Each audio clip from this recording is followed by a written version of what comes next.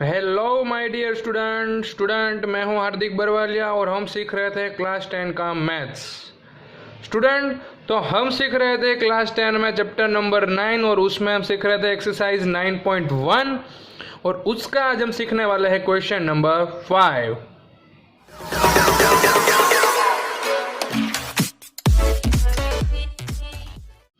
Student, तो यहाँ पर आप देख सकते हैं आपके सामने क्वेश्चन नंबर 5 है। क्वेश्चन नंबर 5 में हमें क्या दिया है और क्या फाइंड करना है। देखिए, तो आपको दी है kite.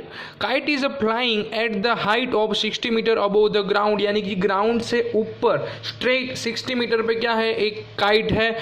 The string attached to the kite is temporarily tied to a point on a ground, यानी कि जो आपकी क्या होती है, पतंग की जो डोर होती है ना, उसको हमें कहाँ पर बांध देना है, टेम्पररी ग्राउंड के साथ बांध देना है। ओके, तो क्या हो रहा है, तो भाई inclination of string with ground is 60 degree, यानी कि जो आपकी डोर है ना, पतंग की जो डोर होती है वो ग्राउंड के साथ कितनी डिग्री पे होगी, तो 60 डिग्री पे फिट हो जाएगी। तो हमें स्ट्रिंग की लेंथ फाइंड करनी है कि जो आपकी डोर है पतंग की, उसकी आपको लेंथ फाइंड करनी है।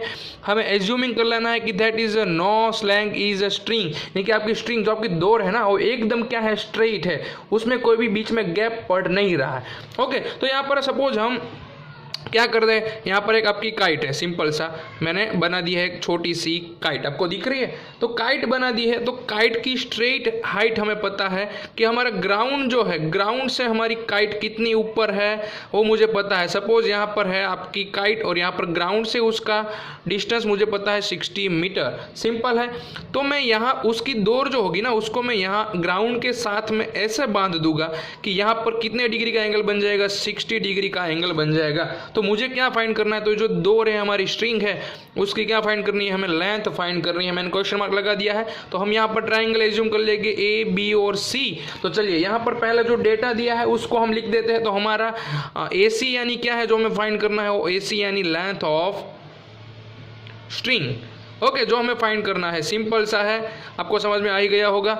ओके, हमें क्या फाइंड करना है और हमें क्या दिया है। तो AC हमें फाइंड करना है, तो हमें थीटा की ऑपोजिट साइड दी है और हमें फाइंड करना है क्या, हाइपोटेन्यस। तो ऑपोजिट और हाइपोटेन्यस के बीच का आपको रिलेशन पता होना चाहिए बच्चों। क्या है, सिंपल सा लॉजिक है। तो यहाँ पर पहले मैं क्या लिख दूंगा, फॉर ट्राइंगल ABC, कौन सा एंगल हमने 90 रखा है, angle B is equal to 90 degree है। तो हम ट्रिगोनोमेट्री फंक्शन के बारे में सोच सकते हैं। तो हमने सोच लिया भाई ऑपोजिट साइड और हाइपोटेन्यस के बीच का रिलेशन मुझे साइन थीटा में मिलेगा।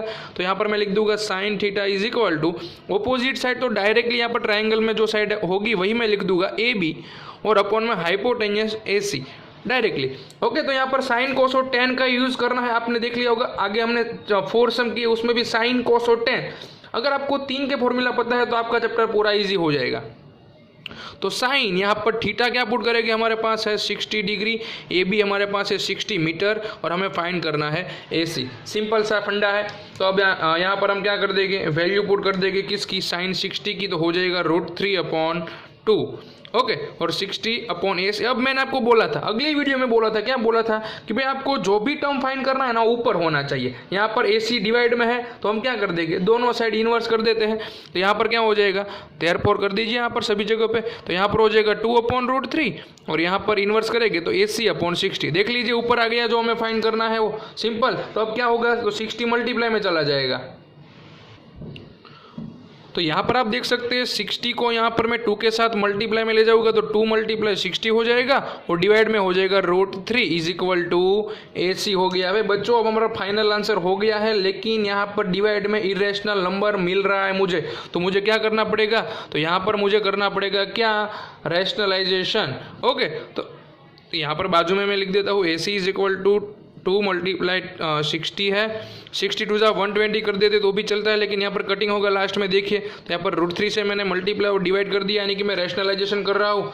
तो यहाँ पर ऊपर क्या हो जाएगा, 62 × 120 √3 और डिवाइड में सिर्फ और सिर्फ 3 हो जाएगा। अब कटिंग तो आप इजीली कर सकते हैं, 3 4 और एक 0, तो AC मुझे मिल जाएगा कितना, 40 √3 मीटर। यानी कि क्या मुझे मिल गया, तो AC यानी क्या है, तो भाई लेंथ हमारे है, जो डोर है आपका पतंग का, यानी कि मुझे यहाँ पर आंसर लिखना है। तो आपकी काइट जो है उसका स्ट्रिंग, तो length of string is 40√3 metre मुझे आंसर मिल गया है। इजी सम था, बहुत इजी सम था। हमने क्वेश्चन नंबर 5 को फिनिश कर दिया। तो चलिए आगे देखते हैं ऐसे ही क्वेश्चन नंबर 6 को। तो यहाँ पर आपको स्टूडेंट दिया है क्वेश्चन नंबर 6, उसमें हमें क्या दिया है, तो 1.5 metre tall boy is standing at the some distance from a 30 metre tall building। क्या है भाई आपके सामने, एक साइड बॉय खड़ा है और एक साइड बिल्डिंग है। तो यहाँ पर हम बना देते हैं फिगर अपनी। तो यहाँ पर पहले तो हम क्या ले लेंगे, एक ग्राउंड है। ओके, तो यहाँ पर मैंने ड्रॉ कर दिया है एक ग्राउंड। चलिए यहाँ पर एक बॉय खड़ा है। ओके, उसकी हाइट कितनी है, 1.5 मीटर, आपको दिख रहा है। उसके बाद यहाँ पर मैं ड्रॉ कर देता हूँ एक बड़ी सी बिल्डिंग है। ओके, एक बिल्डिंग है, दोनों साइड है। तो बिल्डिंग कितनी है, तो from a 30 metre tall building, यानी कि क्या है, 30 मीटर बिल्डिंग की क्या हो गई है, हाइट हो गई है। उसके बाद अब देखिए, तो एंगल ऑफ एलिवेशन, यानी कि यहाँ पर जो बच्चा खड़ा है, बॉय खड़ा है, वो क्या देख रहा है, बिल्डिंग की टॉप देख रहा है।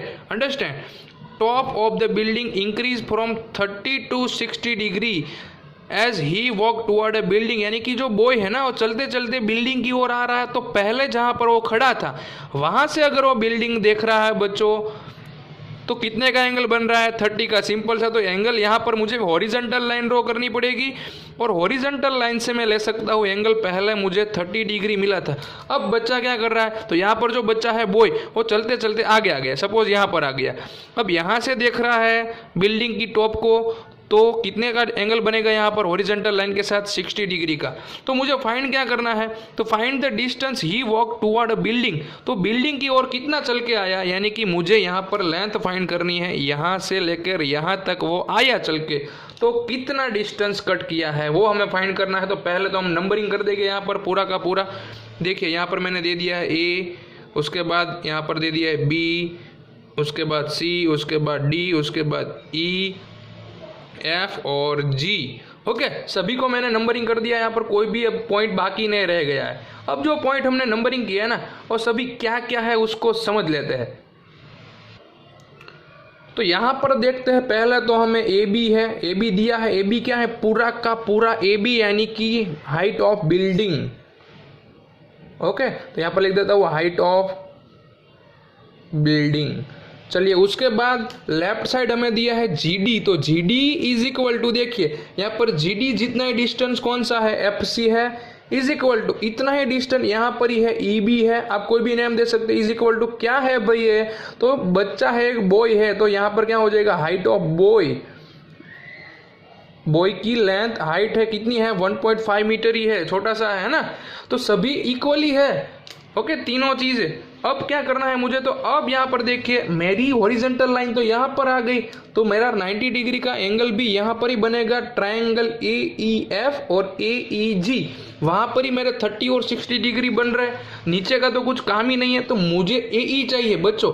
सभी जगह पर मुझे किसका काम है, AE का है, लेकिन मेरे पास तो है पूरा AB।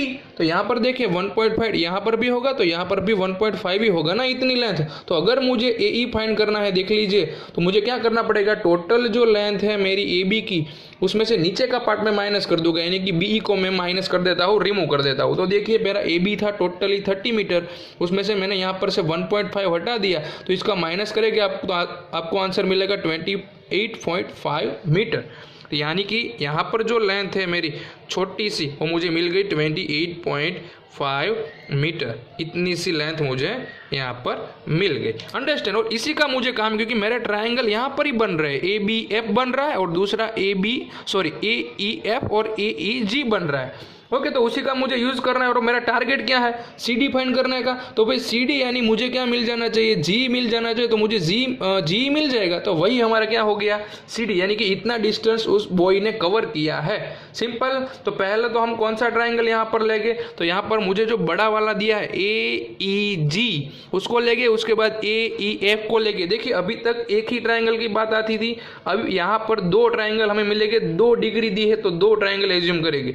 सपोज पहले यहाँ पर हम लिख देते 4 ट्राइंगल AEG, हमें कौन सा 90 डिग्री दिया है, तो angle E is equal to 90 degree. Okay, तो उसके लिए हमें भाई क्या चाहिए, पहले तो हमें क्या दिया है, थीटा के ऑपोजिट साइड दी है और हमें फाइंड करनी है थीटा की एडजेसेंट साइड, जो बाजू वाली साइड है ना उसी को फाइंड करना है। तो ऑपोजिट और एडजेसेंट, तो उसमें हाइपोटेन्यूस की तो कोई ज़रूरत ही नहीं है, यानी कि हमारा फॉर्मूला हो जाएगा tan थीटा का। तो tan theta is equal to opposite, तो यहाँ पर 30 डिग्री के ऑपोजिट में AE है और डिवाइड में है पूरा क्या GE।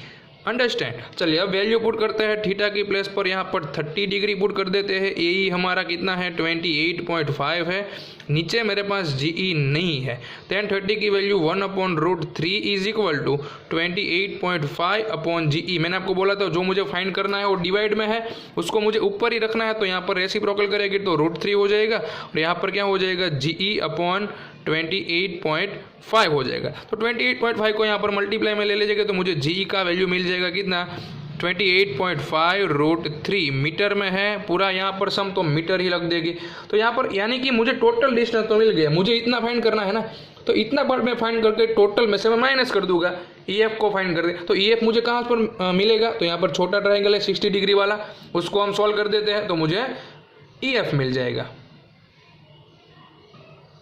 तो यहाँ पर आप देख सकते हैं कि भाई tan थीटा का फॉर्मूला होगा तो EF अपॉन क्या हो जाएगा, सॉरी AE अपॉन क्या हो जाएगा, EF हो जाएगा।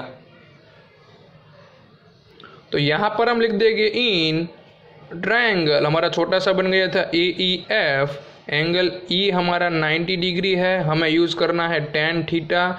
ऑपोजिट साइड आपको मैंने दिखा दी थी A ही है और अपॉन में आ जाएगी हमारी एडजेसेंट साइड EF जो हमें फाइंड करनी है। तो यहाँ पर हमारा tan कौन सा आ जाएगा 60 डिग्री, ये हमें दिया है 28.5 और डिवाइड में हमें EF तो चाहिए, तो मिल जाएगा ना, उसमें क्या बड़ी बात है। tan 60 डिग्री यानी √3 is equal to 28.5 upon EF। चलिए EF डिवाइड में है तो क्या करेंगे, यहाँ पर हम रेसिप्रोकल कर देते हैं दोनों साइड, या तो क्या करेंगे EF को उठाकर यहाँ ले लीजिए और √3 को नीचे ले लीजिए तो भी चलेगा। तो EF इज इक्वल टू 28.5 और डिवाइड में √3, यहाँ पर मुझे मिल गया क्या, EF भी मिल गया। अब मुझे फाइंड करना है क्या बच्चों, तो आप क्वेश्चन में देख लीजिए हमें क्या फाइंड करना है, हमें फाइंड करना है यहाँ पर CD। तो CD यानी क्या GE, तो GE मुझे मिल जाएगा, कैसे मिल जाएगा, टोटल मेरे पास GE है, सॉरी GF फाइंड करना है तो मेरे पास GE में से EF को मैं माइनस कर दूंगा। ओके, तो यहाँ पर मैं क्या लिख सकता हूँ, मेरी लेंथ मुझे फाइंड करनी है पहले तो CD, लेकिन CD इज इक्वल टू क्या है मेरे पास GF। तो GF तो मुझे मिल जाएगा कैसे, तो वे पूरी लेंथ मेरे पास GE है, उसमें से मैं EF को माइनस कर देने वाला हूँ। समझ में आ गया आपको। तो पहला मुझे GE चाहिए, तो GE मेरा 28.5√3 था, माइनस EF मैंने यहाँ पर फाइंड कर दिया 28.5 अपॉन √3। सिंपल है, अब इसको सॉल्व कर देते हैं और आंसर लाते हैं, दोनों में से कॉमन क्या निकल जाएगा 28.5, तो फर्स्ट में बच जाएगा √3, यहाँ पर ऊपर से कुछ नहीं है तो 1 और डिवाइड में है √3। अंडरस्टैंड। चलिए यहाँ पर 28.5 और यहाँ पर क्या हो जाएगा, अब एलसीएम लेना पड़ेगा ना मुझे, तो यहाँ पर मैं √3 एलसीएम लूंगा बच्चों, तो यहाँ पर √3 नहीं है तो क्रॉस मल्टीप्लाई, तो √3 3 - 1 हो जाएगा, है ना। अब हम क्या करेंगे, यहाँ पर 28.5 एज इट इज लिख देंगे, यहाँ पर 3 - 1 तो क्या हो जाएगा 2 अपॉन √3।